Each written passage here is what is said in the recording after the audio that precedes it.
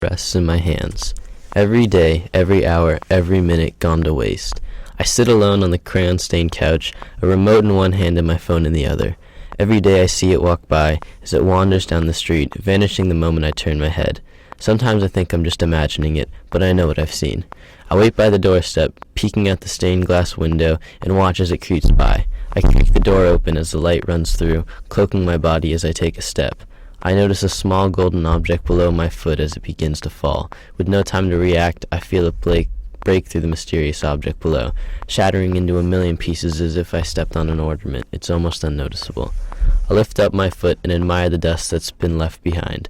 I begin to lean over and brush away the golden powder. A slip of paper is all that remains. I search for my fortune, but all I see is a blank sheet of nothingness.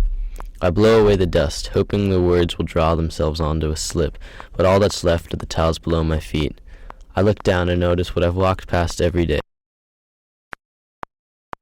It was just like any other family gathering. Make sure to give hugs and kisses to everyone, and then do my best to slip away and hope my cousins do the same.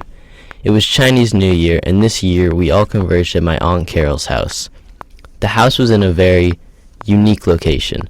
And by that I mean on top of what seemed like nothing short of a mountain, with the house resting on its summit.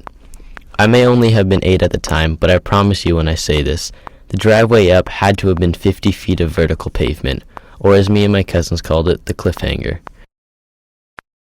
We were all sitting around, drinking our Capri Suns and making odd shapes with chalk, when my oldest cousin had enough. He edged his way over to the garage, grabbing the two-wheeled vehicle coated in metallic blue paint with red flames deeper than the red of a fresh cut. He wheeled the bike over to the crest of the cliffhanger and wrapped himself around it, one leg on a pedal, the other against the pale chalk-crusted concrete ground. He looked down for no more than a split second and lifted his Velcro sneaker off the pavement and onto the pedal, exploding down the driveway. As the flames seemed like they were about to peel off and migrate to trail the back wheel, the rubber screeched to a halt at the base of the behemoth-like driveway. After seeing my cousin do it, the rest of us had no choice but to do the same, each one of them somehow reaching the soul unscathed. All that was left was me. I stood at the precipice looking down at my cousins as they chanted me on. I knew I didn't have to do this, and I wanted to back away. But I wasn't holding my pen. My destiny had already been written out the moment I stared blankly as my oldest cousin tested his luck dropping down the hill.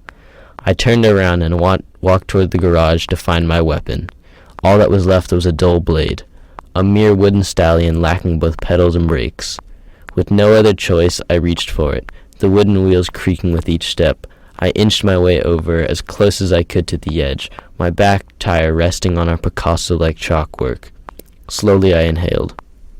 Elevating both my feet off the ground, resting them on the stationary wooden pegs jutting out on each side, I began to descend.